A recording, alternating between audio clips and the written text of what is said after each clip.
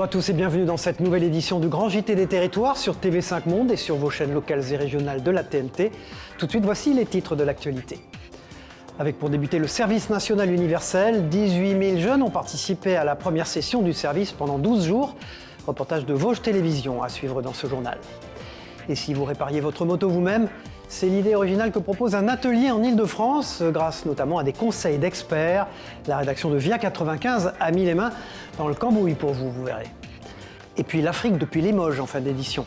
La ville met à l'honneur les plantes et végétaux du continent africain dans le cadre de son exposition Couleurs d'Afrique, vous verrez.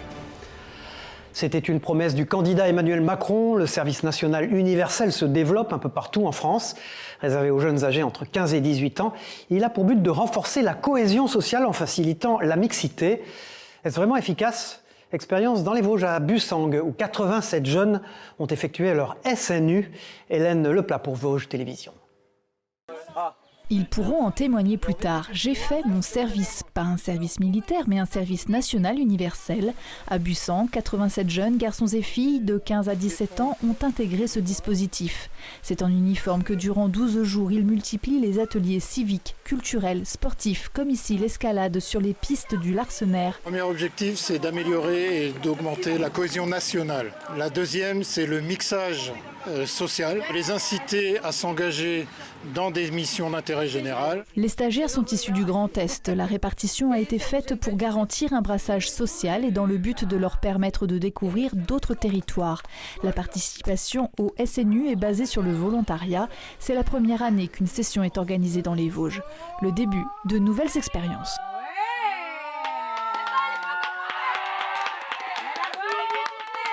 Le côté service militaire, il est plus dans le quotidien, où par exemple on a un lever du drapeau avec la Marseillaise. J'aimerais bien faire réserviste dans l'armée de terre. Je m'y plais bien, sauf le rythme de sommeil. Une sorte de rituel de passage, le service national universel est aussi une promesse du candidat Emmanuel Macron lors de sa campagne au présidentiel. Il s'agit de former des jeunes bien dans la société dans laquelle ils évoluent. Et puis ensuite, selon leur volonté, leur degré d'implication dans la société, ils pourront peut-être s'investir plus ou moins dans la vie publique, par exemple, dans la vie sociale, dans la vie associative. Le dispositif est appelé à se généraliser à toute une classe d'âge. Pour cette seconde édition, 18 000 ados se sont portés volontaires. 40 000 pourraient en bénéficier en France l'an prochain. On estime à terme que 800 000 jeunes pourraient faire leur SNU chaque année pour un budget de 2 000 € par personne pour former de nouveaux citoyens.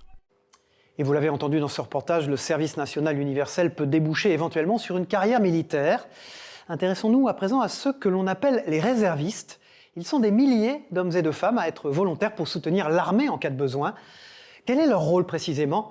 Morgane Cros pour la rédaction de TL7, la télévision de la Loire, est allée voir pour vous. Dans ce bureau de cellule de suivi de crise, 3 personnes ce jour-là. Ils sont réservistes, ce sont des soldats d'appoint qui viennent renforcer les armées. 30 jours par an en moyenne et sur la base du volontariat.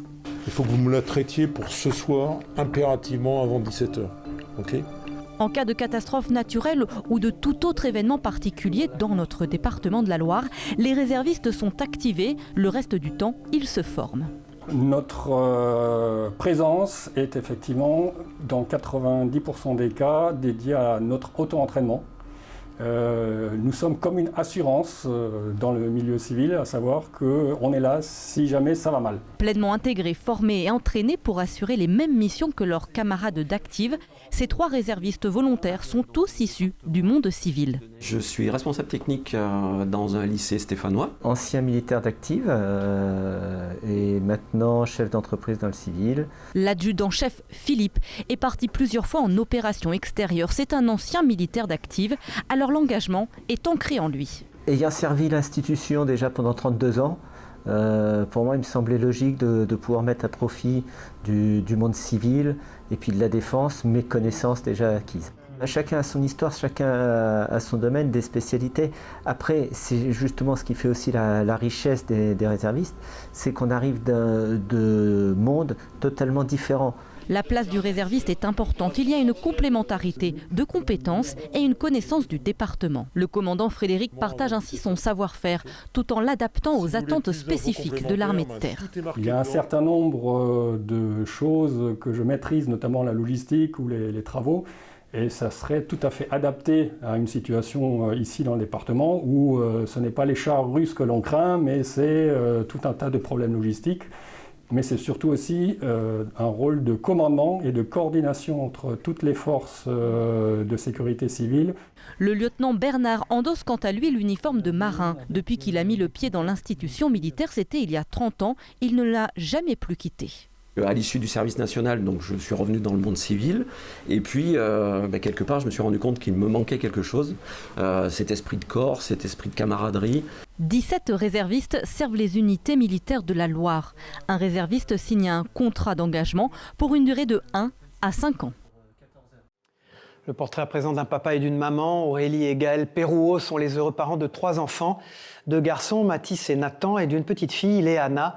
Celle-ci est atteinte du syndrome cardio-fascio-cutané, un syndrome rare et qui entraîne notamment un retard de croissance et une déficience intellectuelle. Un handicap qui a évidemment bouleversé leur parentalité. Un reportage d'Éléonore Sinoquet et de Mélanie Poquet de la rédaction de TV78 dans les Yvelines. Comme tous les soirs, à Naufle-le-Vieux, Aurélie et Gaël Perrouot accueillent leur fille qui rentre de sa journée en institut. Léana, 11 ans, est handicapée.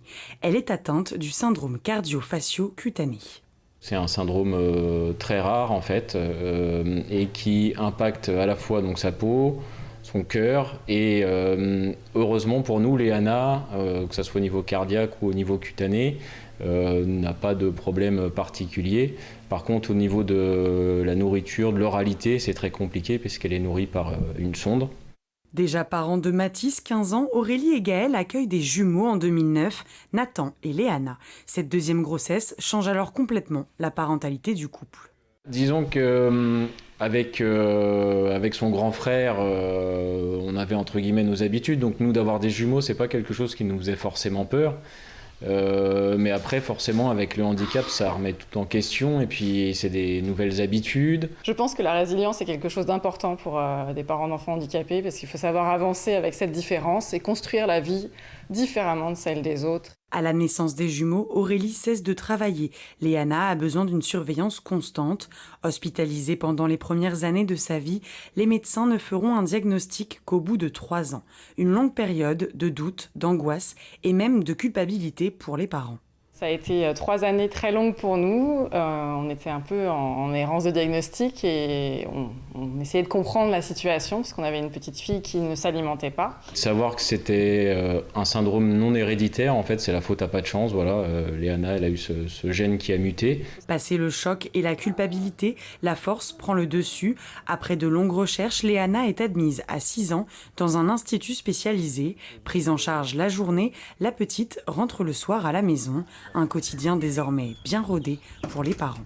Pour faire face aussi au handicap de leur enfant, Aurélie et Gaël ont créé une association en 2015. Nommée Au fil de Léana, cela leur a permis de rompre l'isolement. C'était très important pour moi en fait de montrer le handicap et de plus se sentir en dehors de la société parce que pendant 6 années, je me suis considérée comme en dehors de la société avec ma fille. Ça a créé du lien autour de nous, du lien social et c'est vrai que ça nous a apporté une force. Avec l'association La Famille s'est aussi découverte une passion commune, le sport, entre course à pied et vélo, de quoi partager des moments hors du quotidien. Tout à fait autre chose dans l'actualité maintenant, et si vous répariez vous-même votre moto quand celle-ci est en panne. Lancé il y a 6 mois, un atelier collaboratif situé à Argenteuil dans le Val d'Oise met tous les outils nécessaires à disposition des clients. Les propriétaires Julien Dost et William Gomez sont là pour les conseiller. Ils proposent différentes formules à l'image des salles de sport. Explication de Romain Etuin pour Via 95 sur place. Bienvenue à la Maison Mécanique, un garage d'un nouveau genre où le réparateur n'est autre que vous-même. Pour Mathieu, 21 ans, c'est une première. Outil en main, l'étudiant en école de commerce apprend à faire la révision de sa bécane acquise il y a moins d'1 an. Il est supervisé de près par le propriétaire des lieux, Julien Dost. C'est cette partie-là qui est en frottement avec le disque. Et dès que tu vois que tu es vraiment limite, que ta garniture est vraiment usée et que tu commences à arriver sur tes plaquettes, là, il faudra changer. Alors là, je commence tout juste, là, depuis quelques minutes, mais ça se passe déjà très bien puisqu'il m'explique déjà les aspects théoriques, voir où regarder par rapport à ce qu'il y a à faire. Et après, du coup, je fais par moi-même. Puis quand j'ai des questions ou quand il faut passer à la prochaine étape, on avance ensemble. Avancer ensemble, c'est précisément l'objectif de Julien Dost. Pompier volontaire à Cormeilles en Parisis, le jeune homme de 21 ans rencontre son futur associé en caserne, William Gomez, lui âgé de 28 ans. Rapprochés par leur amour de la moto, les deux pompiers volontaires se lancent en novembre 2020. Leur pari, ouvrir une seconde maison pour les motards. L'idée, c'est quand les gens viennent ici, ils puissent dire qu'ils vont à la maison et qu'ils se sentent comme chez eux, qu'ils fassent leur mécanique comme ils le feraient dans leur garage, qu'ils prennent un café comme ils le feraient dans leur salon et qu'on passe un bon moment dans un cadre sympathique. Ici, l'avantage, c'est que les gens ont tout le matériel dont ils ont besoin qui est à disposition. William et Julien partagent une passion commune, restaurer de vieilles bécanes. À l'instar de cette moto abandonnée sur laquelle ils s'attellent sur leur temps libre, et le résultat final vaut bien souvent le coup d'œil. Ces motos de type racer sont fièrement exposées à l'entrée comme un gage de leur expertise. À force d'en réparer et d'en préparer une première et une deuxième dans nos garages sans forcément avoir d'outils, on s'est dit qu'il y avait un réel besoin dans la communauté des motards et qu'il manquait de la place, de l'outillage, du stockage et qu'il fallait qu'on essaye de mettre au point un lieu vraiment complet pour le motard pour pouvoir justement faire des petits projets de restauration mais au-delà de ça, de l'entretien courant. Et c'est comme ça que s'est créée la maison mécanique.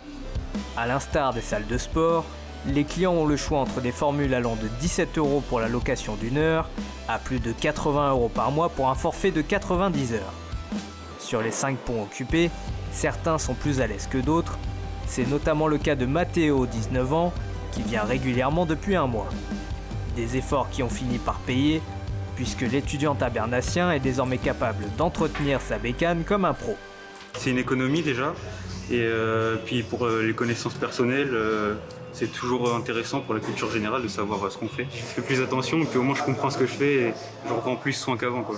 Ouvert 6 jours sur 7, l'atelier propose aussi des cours de mécanique le dimanche matin. Les deux bikers réfléchissent à mettre en place des journées de prévention à la sécurité. Direction la Moselle, où le département abrite 9 fermes pédagogiques sur son territoire. Celle-ci propose aux jeunes et aux moins jeunes de se familiariser à la vie de la ferme. À Petit-Anquin, les enfants peuvent notamment découvrir les coulisses du quotidien d'un fermier. Un reportage de Jean Milon pour Moselle Télévision. Regardez. Bonjour. Oh ben on a 4 petits fermiers-fermières aujourd'hui, dis donc. Ça va, vous n'avez pas trop froid? Non. Vous êtes prêts pour la visite de la ferme? Oui. Aujourd'hui, 2 familles sont venues découvrir les coulisses de la ferme. Premier arrêt pour le petit groupe, l'étable. Ici les enfants, on est dans l'étable. C'est la maison des vaches. Oui, elles font meu les vaches. En tout, l'exploitation compte ici une 60aine de vaches en lactation, qui visiblement ce matin finiront le ventre bien rempli. Et pour les enfants, c'est l'occasion d'en apprendre un peu plus. Alors, la vache, elle a des dents? Ouais, non. Elle a des dents où? Là, en bas. En bas? Est-ce qu'elle en a en haut? Non. Non, la vache en haut, elle a un bourrelet, mais elle n'a pas de dents. En ouvrant nos portes, eh ben, ça permet aussi de casser cette image qu'on voit parfois à la télévision sur les fermes et de dire ben, justement, venez, on est ouvert, on vous accueille, venez voir chez nous comment ça se passe. En général, quand ils arrivent au début, c'est « oulala, ça sent pas bon les vaches ». Et puis quand ils repartent, quand on demande ben, qui veut être fermier ou fermière, tout le monde lève la main, tout le monde est content et ça nous fait plaisir et à eux aussi. Mais avant d'être un véritable fermier ou une véritable fermière, il y a une étape obligatoire à laquelle on ne peut pas échapper. La machine qui est devant vous, les enfants, ça s'appelle un robot de traite. Avec cette machine, 7 minutes suffisent pour traire une seule bête. Mais aujourd'hui, pas question de céder de la technologie. Regarde, alors la vache, pour lui dire que tu es là, tu vas appuyer sur ce petit bouton-là. Voilà. Et là, elle reçoit à manger. Ensuite, pour que la vache, elle n'ait pas peur, tu mets ta main ici. Tu lui dis bonjour. Et ensuite, après, avec ta main, tu vas prendre le crayon et tu appuies. L'objectif surtout, c'est de faire participer les enfants au maximum, qu'ils se rendent compte que pour avoir un bon repas, il y a un travail derrière, il y a le travail de la terre, il y a le soin des animaux. Et toutes ces choses-là font que on arrive à avoir un produit de qualité. Voilà. Lancé en 2003, le projet de ferme pédagogique a son lot de succès aujourd'hui.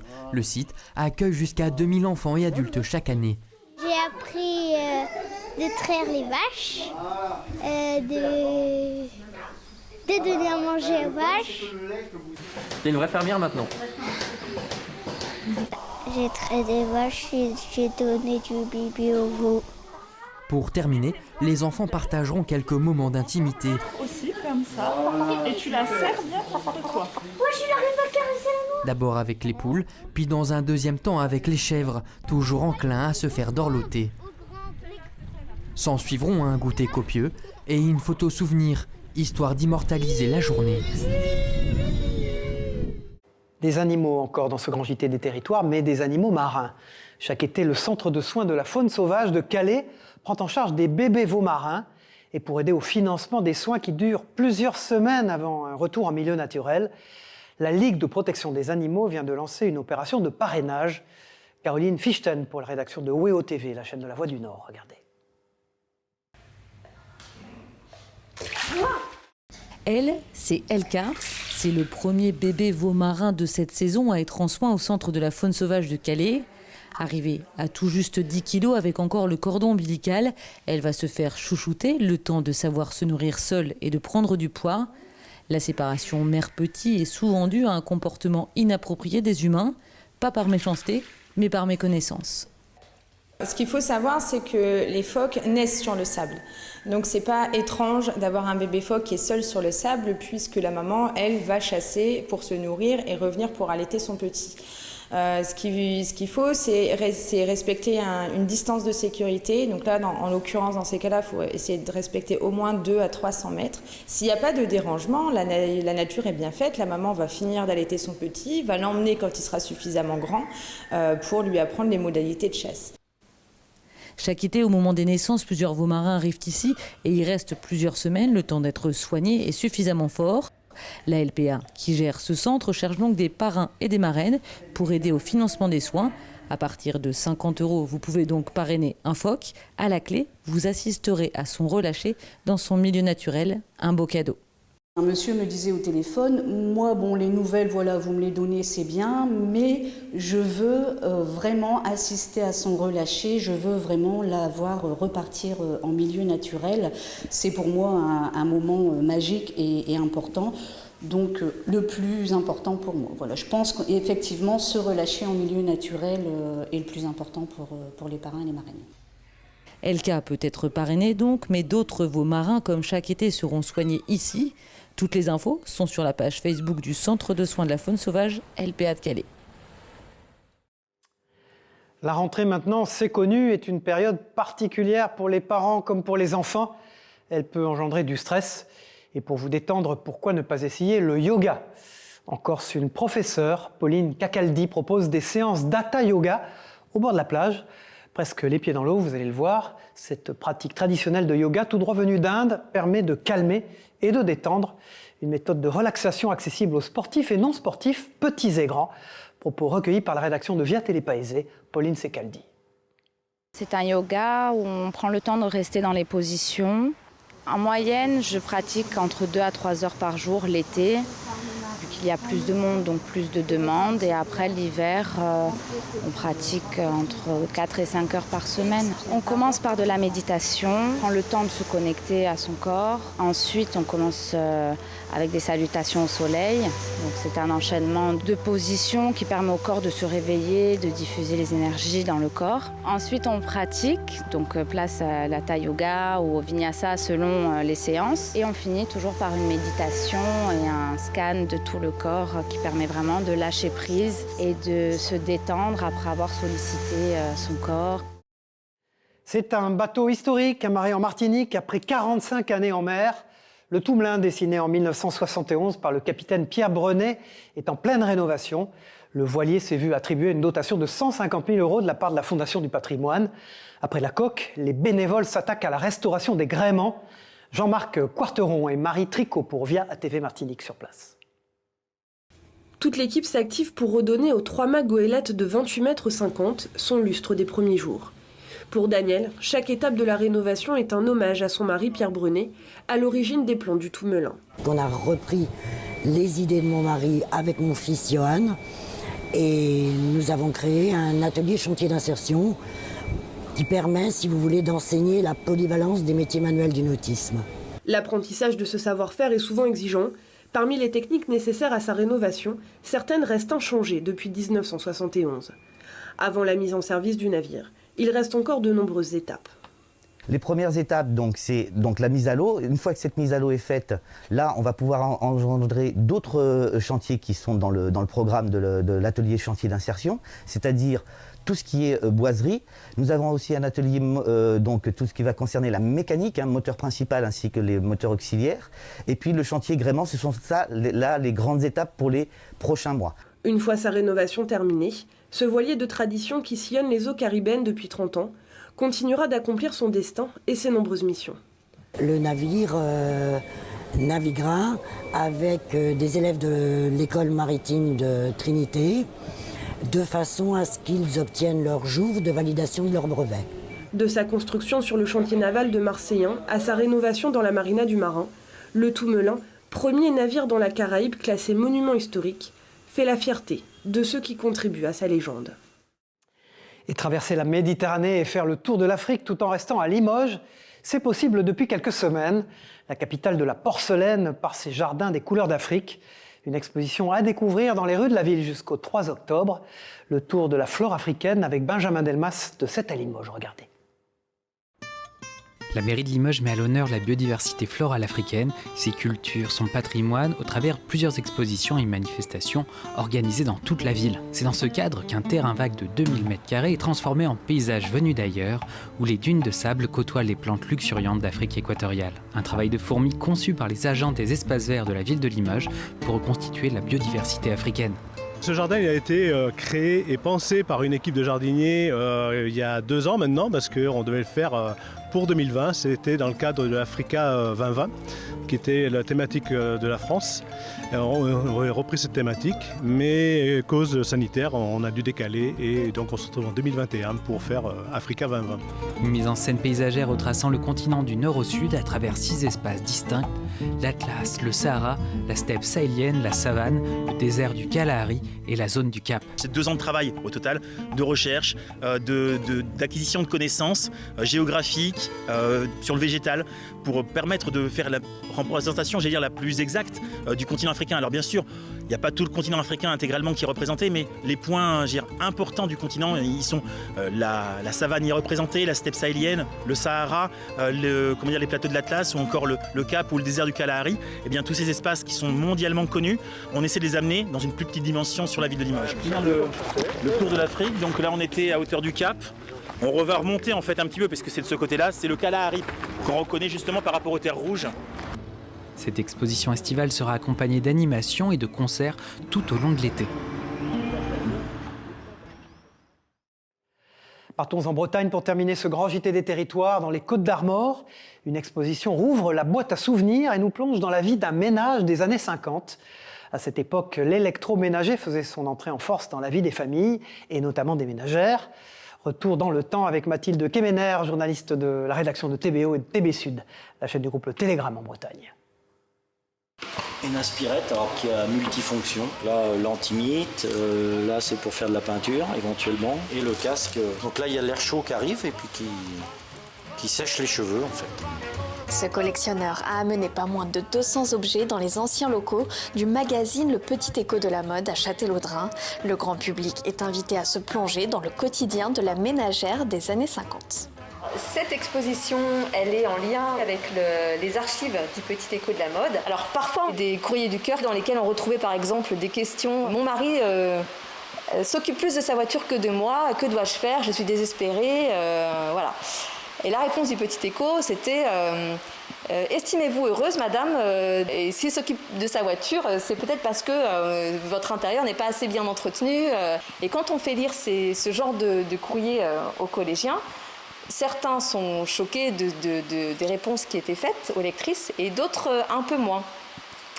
Donc se replonger aussi dans cette époque des années 50, c'est juste une petite piqûre de rappel sur la société d'aujourd'hui aussi.